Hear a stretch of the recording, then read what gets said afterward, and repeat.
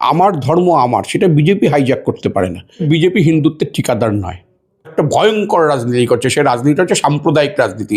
কি খাবো, আমি কিভাবে পুজো করব, এটা বিজেপি ঠিক করে দেবে না। অত্যন্ত বিরক্ত যে মানুষগুলো তৃণমূলকে সমর্থন করে না, তারাও বিরক্ত বিজেপির ওপরে।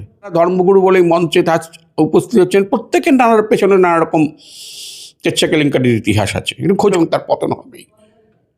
হিটলারেরও হয়েছিল, নরেন্দ্র মোদীরও হবে। স্বঘোষিত হিন্দুত্বের ঠিকাদারি নিচ্ছেন যারা, তারা তো হিন্দুদের ধর্মগুরু নন।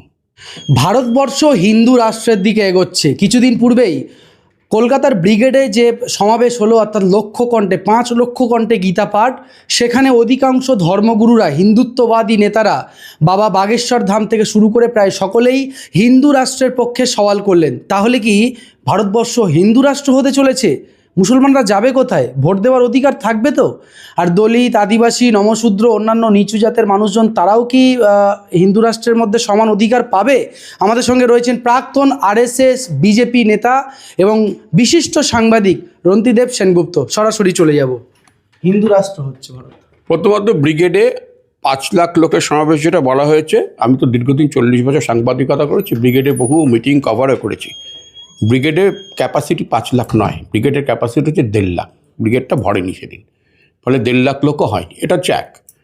2 হচ্ছে যারা এসেছিলেন ধর্মগুরু বলে ঘোষিত, যারা স্বঘোষিত ধর্মগুরু, আমি এদের ধর্মগুরু মনে করি না। আমাদের যারা ধর্মগুরু ছিলেন, ধরুন যারা আমাদের এই যে হিন্দু ধর্মের, যাদের দেখে আমরা হিন্দু ধর্ম পাঠ নিয়েছি, হিন্দু ধর্ম সম্পর্কে জেনেছি, রামকৃষ্ণদেব বলুন, স্বামী বিবেকানন্দ বলুন, প্রত্যেকেই, তারা কেউ কখনো বলেছেন যে ভারতে শুধু হিন্দু থাকবেন, হিন্দু রাষ্ট্র হবে?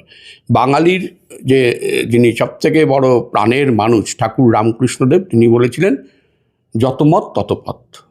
হ্যাঁ, উনি ইসলাম ধর্মেও সাধনা করেছিলেন, হিন্দু ধর্মেও সাধনা করেছেন, তারপর বলেছেন যত মত তত পথ। স্বামী বিবেকানন্দ কখনো বলেছেন যে হিন্দু ধর্মই ভারতবর্ষে একমাত্র থাকবে? কেউ বলেননি। কবির বলেননি, কেউ বলেননি। ফলে এরা যারা আজকে এই যে স্বঘোষিত হিন্দুত্বের ঠিকাদারি নিচ্ছেন যারা, তারা তো হিন্দুদের ধর্মগুরু নন। তারা নিজেদের নানা রকম রাজনৈতিক স্বার্থ চরিতার্থ করতে, নিজেদের নানা রকম কেচ্ছা কেলেঙ্কারি ঢাকতে, দেখবেন এই যারা ধর্মগুরু বলে মঞ্চে উপস্থিত হচ্ছেন, প্রত্যেকের নানার পেছনে নানা রকম কেচ্ছা কেলেঙ্কারির ইতিহাস আছে। কিন্তু খোঁজ করলেই বেরিয়ে পড়বে।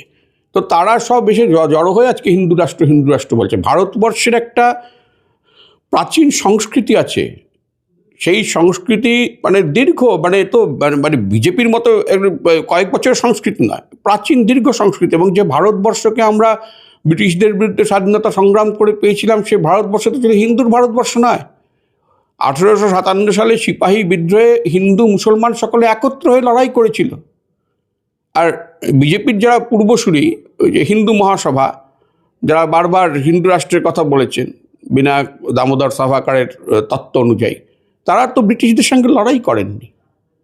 তারা তো ওই 42-এর ভারত ছাড়ো আন্দোলনের সময় তারা বিরোধিতা করেছিলেন, সরেছিলেন তার থেকে, ব্রিটিশকে সমর্থন করেছিলেন।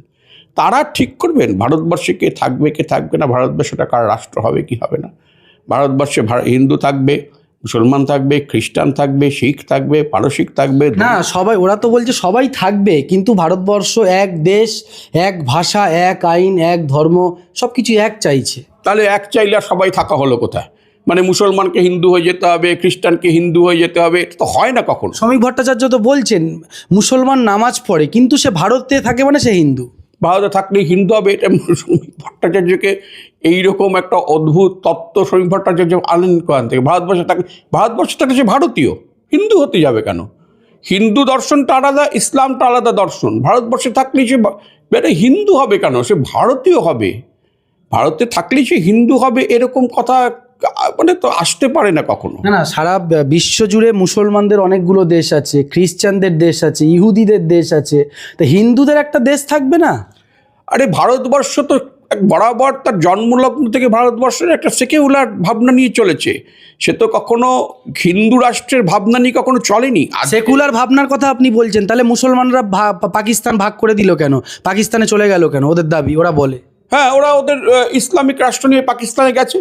ভারতবর্ষ তো কখনো নিজেকে হিন্দু রাষ্ট্র বলে ঘোষণাও করেনি। ভারতবর্ষের মানুষ, এই যে ধরুন বিজেপি কত % ভোট পেয়ে কেন্দ্রে ক্ষমতায় আছে আমাকে বলুন।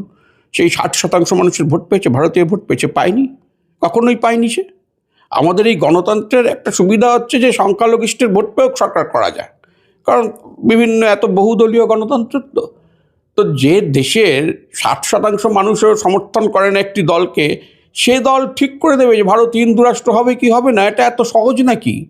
ভারত কেন হিন্দু রাষ্ট্র হবে? ভারতের একটা প্রাচীন তার সংস্কৃতি আছে, তার ইতিহাস আছে। সেই ইতিহাস হিন্দু মুসলমান সকলের সম্মিলিত ইতিহাস। ভারতের স্বাধীনতা সংগ্রামে প্রথম যে স্বাধীনতার সংগ্রাম, সিপাহী বিদ্রোহ, সেখানে তো হিন্দু মুসলমান একত্রে লড়েছিল, তারা একত্রে স্বাধীন করেছিল ভারতকে। ভারতের দুর্ভাগ্য যে 47 সালে জিন্নার মুসলিম লীগ আর শ্যামাপ্রসাদের হিন্দু মহাসভা, এই দুই সাম্প্রদায়িক শক্তি মিলে তারা ভাগ করে ছেড়েছিল দেশটাকে। এটা ভারতের দুর্ভাগ্য। কিন্তু তার মানে তো এই নয় যে ভারত হিন্দু রাষ্ট্র হয়ে গিয়েছিল। সেদিনও তো হিন্দু রাষ্ট্র হয়নি ভারত। আজকে হঠাৎ কেন হিন্দু রাষ্ট্র হবে? বিজেপির নেতাদের চাহিদা মেটাতে হিন্দু রাষ্ট্র হবে? হবে না, ভারতবর্ষ কোনোদিন হবে না। কিন্তু এই যে এসআইআর হচ্ছে, এই এসআইআর হওয়ার ফলে 2026 পশ্চিমবাংলা বিধানসভা যে ভোট, সেখানে কি মমতা বন্দ্যোপাধ্যায় লেজে গোবরে হবে আর বিজেপির উত্থান হবে? দেখুন, কারণ অধিকাংশ রোহিঙ্গারা তালাচাবি দিয়ে বাড়ি চলে গেছে, বাংলাদেশি মুসলমানরা বর্ডারে নাকি লক্ষ লক্ষ সব মিডিয়াতে দেখালো, তাহলে তো খেলা ঘুরে যেতে পারে। কয়েকটা মিডিয়া দেখিয়েছে, কিন্তু বিএসএফ এর হিসাব হচ্ছে গত 3 মাসে 186 জন মাত্র। হ্যাঁ, মাত্র 100। লক্ষ লক্ষ যে ভিডিও দেখলাম, পুরোটা মিথ্যে কথা, বানানো মিথ্যে কথা। তো এখন আপনি তো বানিয়ে, আমি যদি এখন এইখানে আপনি ক্যামেরা নিয়ে ঘুরে ঘুরে ঘুরে ঘুরে দেখান, কিছু লোক চলে যাচ্ছে, তাদের দেখিয়ে বলে এইসব রোহিঙ্গারা চলে যাচ্ছে। রোহিঙ্গার হিসাবটা কোথায়? 2 কোটি রোহিঙ্গা, 1 কোটি রোহিঙ্গা বলেন। কেন্দ্র সরকার 2023 সালে একটা হলফনামা দিয়েছিল সুপ্রিম কোর্ট। তাতে কেন্দ্র সরকার, মানে বিজেপির সরকার, তারা বলেছিল 40,000 রোহিঙ্গা আছেন ভারতে শরণার্থী, তার মধ্যে 102 জন এরকম 102 জন পশ্চিমবঙ্গে থাকেন। তো কোটি কোটি রোহিঙ্গার গল্প আসছে কোথা থেকে? তারপর যারা দেখিয়েছেন তাদের মধ্যে একটি সংবাদ মাধ্যম তো তারা ক্ষমা চেয়েছে প্রকাশ্যে তাদের এতে।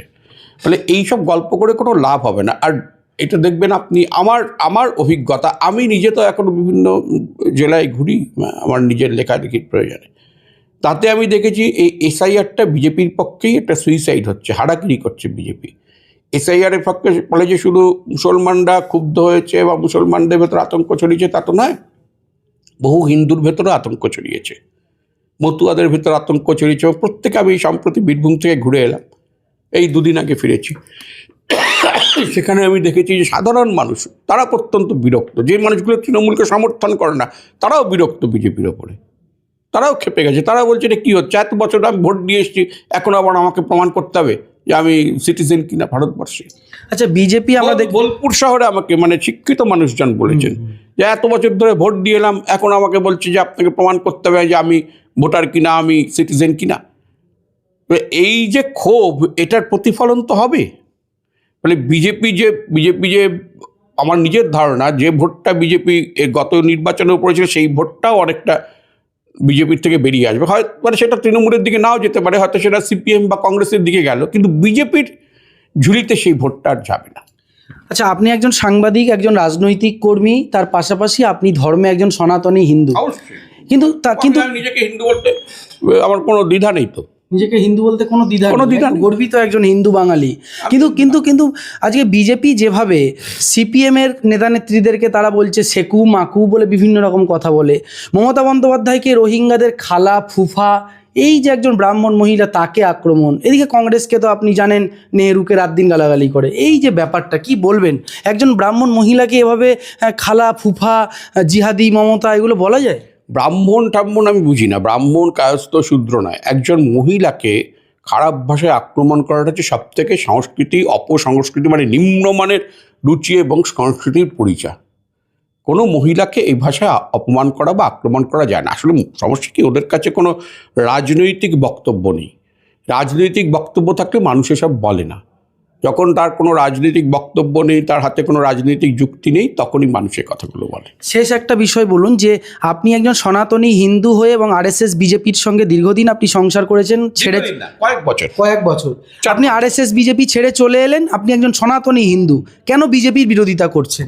ছেড়ে চলে এলেন কেন? ছেড়ে চলে এলাম কারণ বিজেপি তো ভারতের সব থেকে বেশি হিন্দুদের কথা বলে, সনাতনী রক্ষার কথা বলে, তারপরেও কেন ছাড়লেন? বলছি, প্রথমত হচ্ছে বিজেপি হিন্দুত্বের ঠিকাদার নয়। ঠিকাদার নয়। মানে হিন্দুত্বের আমি আমার ধর্ম পালন করব বিজেপির নির্দেশে, আমি তো কালী পুজো করি, আমি নিজে কালিকা পুরাণ পড়ে কালী পুজো করি, মানে কালী শ্যামা কালী পুজো করি ওই দীপাবলির দিন। তো আমি কি মাছ মাংস খাই না? খাই তো, আমি ভীষণভাবে মাছ মাংস পছন্দ করি, পাঁঠার মাংস আমার দারুণ পছন্দের। তো আমি কি খাবো, আমি কিভাবে পুজো করব, এটা বিজেপি ঠিক করে দেবে না। আমার ধর্ম আমার, সেটা বিজেপি হাইজ্যাক করতে পারে না। বিজেপি সারা ভারতবর্ষের হিন্দু ধর্মের ঠিকা নিয়ে হিন্দুদের কত রকম উপাসনা পদ্ধতি আছে জানেন? একরকম উপাসনা পদ্ধতি কিন্তু নেই, হিন্দুদের বহু রকম উপাসনা পদ্ধতি, তার সব কিছুর ঠিকা বিজেপি নিয়ে বসে নেই।